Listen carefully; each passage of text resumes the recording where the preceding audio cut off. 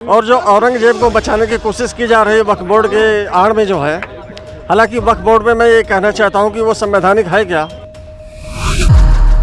सारे आतंकवादी हैं। सारे देश विरोधी गतिविधियों में काम करने वाले लोग होते हैं। देखिए, ये आजकल मस्जिद और मदरसे के अंदर एक षड्यंत्र चलता है जिसके तहत ये लोग लगातार एक पक्ष के लिए काम करते हैं। आप अभी सोचिए कि औरंगजेब को किसका नालायक और नाजायज बाप है कि उसके लिए आज ये भारत के अंदर प्रोटेस्ट कर रहा है।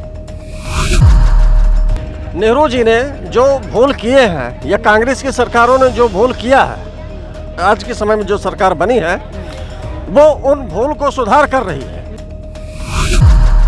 गद्दार थे वो पाकिस्तान चले गए और जो षड्यंत्र रचने वाले थे वो भारत में रह गए, जो गजवा हिंद का सपना देख रहे हैं। तो भारत के अंदर जो ये लगातार जमीन का भूस्खलन हो रहा है और लगातार वक्फ बोर्ड के अंदर प्रॉपर्टी बढ़ रही है, ये सारे भारत को इस्लामीकरण करने की राह पर चल चुकी है। हमारे देश में संविधान है तो पर्सनल लॉ बोर्ड और वक्फ बोर्ड की क्या जरूरत है? और जो अगर वक्फ बोर्ड बनाया था चाचा नेहरू ने, तो सनातन बोर्ड क्यों नहीं बनाया, सिख बोर्ड क्यों नहीं बनाया, जैन बोर्ड क्यों नहीं बनाया? क्यों? वो भी तो अल्पसंख्यक थे। जिनके दिल में शाहीन बाग था वो यहाँ से जा चुके हैं। ये दोनों आप सोचिए कि जिस महाराष्ट्र में छत्रपति शिवाजी महाराज जैसे योद्धा हुए, संभाजी महाराज जैसे योद्धा हुए, उनकी वीर गाथा एक बार आदित्य ठाकरे और वो संजय राउत पढ़ ले तो उनको समझ में आए। ये दंगा जो है असंवैधानिक था और जो औरंगजेब को बचाने की कोशिश की जा रही है वक्फ बोर्ड के आड़ में जो है, हालांकि वक्फ बोर्ड में मैं ये कहना चाहता हूँ कि वो संवैधानिक है क्या? MIM का जो है प्रवक्ता वारिस पठान कहता है कि ये जो बिल है वक्फ बोर्ड बिल, संशोधन बिल, वो असंवैधानिक है। जब वक्फ बोर्ड ही संवैधानिक नहीं है तो जो संशोधन बिल है वो असंवैधानिक कैसे हो जाएगा? पहली बात, नेहरू जी ने जो भूल किए हैं या कांग्रेस की सरकारों ने जो भूल किया है, आज के समय में जो सरकार बनी है वो उन भूल को सुधार कर रही है। आज जो अमृत काल में भारत जी रहा है, ये समय भूल सुधार भी का भी दिन है। जो पिछली सरकारों ने भूल किया था वक्फ बोर्ड और ये जो पर्सनल लॉ बोर्ड है, अगर हमारे देश में संविधान है, हमारे देश में संविधान है तो पर्सनल लॉ बोर्ड और वक्फ बोर्ड की क्या जरूरत है? और जो अगर वक्फ बोर्ड बनाया था चाचा नेहरू ने, तो सनातन बोर्ड क्यों नहीं बनाया, सिख बोर्ड क्यों नहीं बनाया, जैन बोर्ड क्यों नहीं बनाया? क्यों? वो भी तो अल्पसंख्यक थे। जैन कितने हैं? 1% है। बौद्ध कितने हैं? 0.5% है। और ये कितने हैं? हमारे से बाद इनका नंबर है। तो ये अल्पसंख्यक कहाँ से हो गए?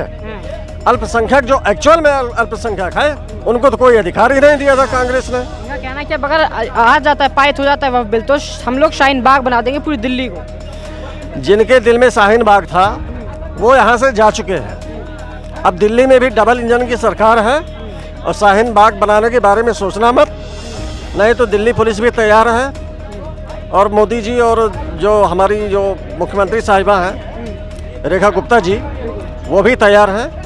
और उन्होंने एक कदम और उठाया है, पता है आपको? जैसे कन्हैया कुमार जैसे लोग 50-50 साल के लोग जो है JNU में या जितने भी जो है यूनिवर्सिटी में कब्जा करके बैठे हुए थे, मात्र 10 रुपये किराया दे करके और 10,000 का जो है ऐस और आराम कर रहे थे।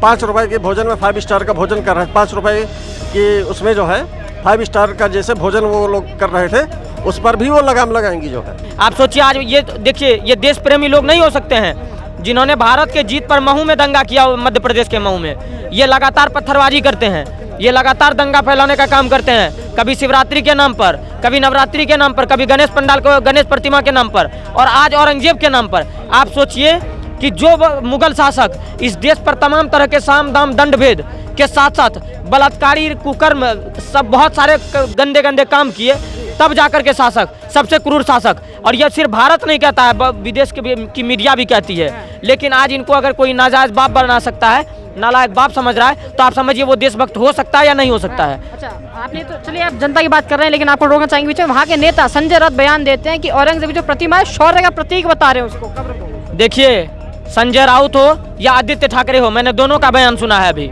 ये दोनों, आप सोचिए कि जिस महाराष्ट्र में छत्रपति शिवाजी महाराज जैसे योद्धा हुए, संभाजी महाराज जैसे योद्धा हुए, उनकी वीर गाथा एक बार आदित्य ठाकरे और वो संजय राउत पढ़ ले तो उनको समझ में आए।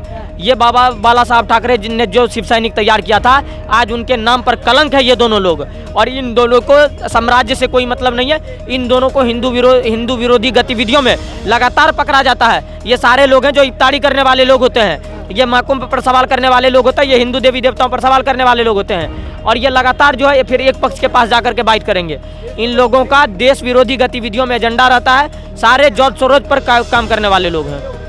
अच्छा, लेकिन वफ को लेकर भी बात उठ रही है बार बार। यही दूसरा एक और मुद्दा है जो वफ को लेकर दिल्ली के अंदर सबने देखा, जिससे से वफ को लेकर जमा हुए कल भाई तादाद में सारे एक संप्रदाय के समुदाय के लोग। इनका कहना है कि अगर वफ पारित होता है तो हम लोग पूरे दिल्ली को शाहीन बाग बना देंगे। सबसे पहली बात, वक्फ है क्या?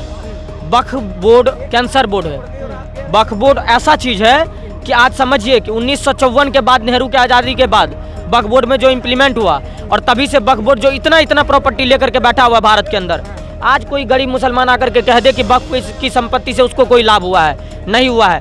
वक्फ आज एक अवैध ट्रस्ट बन चुका है, जिसका काम सिर्फ मौलाना और जो कुछ तथाकथित मानसिकता के लोग हैं, उनके बाल बच्चे विदेश में पढ़ने में काम आता है, और तमाम तरह के देश विरोधी गतिविधियों में फंड होता है। ये वही लोग होते हैं। याकूब मेनन का केस लड़ने के लिए पैसा कहाँ से आ रहा है? यही सारे पैसे दे रहे हैं इन सारे लोग। और आप तो कहते हैं कि भारत में भाईचारा है, तो अगर भाईचारा है भारत में, तो कोई बोर्ड ऐसा कैसे हो सकता है कि हिंदू इंटरप्ट ना कर सके उस बोर्ड के अंदर?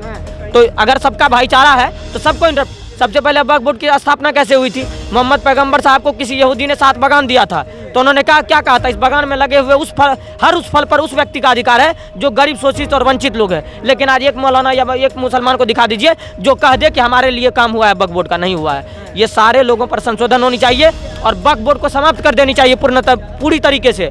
या तो वक्फ बोर्ड को समाप्त किया जाए, या भारत में सनातन बोर्ड बने, सिख बोर्ड बने, जैन बोर्ड बने, यहूदी बोर्ड बने, सारा बोर्ड बने। और सुनिए, ये हम लगातार सुनते आए हैं 1947 के बाद, जब आज़ादी के बाद बंटवारा हुआ, तो कहते थे कि भारत के जो मुसलमान हकदार थे वो पाकिस्तान चले गए, जो वफादार थे वो भारत के अंदर रह गए। लेकिन ऐसा नहीं था। जो गद्दार थे वो पाकिस्तान चले गए, और जो षड्यंत्र रचने वाले थे वो भारत में रह गए, जो गजवा हिंद का सपना देख रहे हैं। तो भारत के अंदर जो ये लगातार जमीन का भूस्खलन हो रहा है और लगातार वक्फ बोर्ड के अंदर प्रॉपर्टी बढ़ रही है, ये सारे भारत को इस्लामीकरण करने की राह पर चल चुकी है।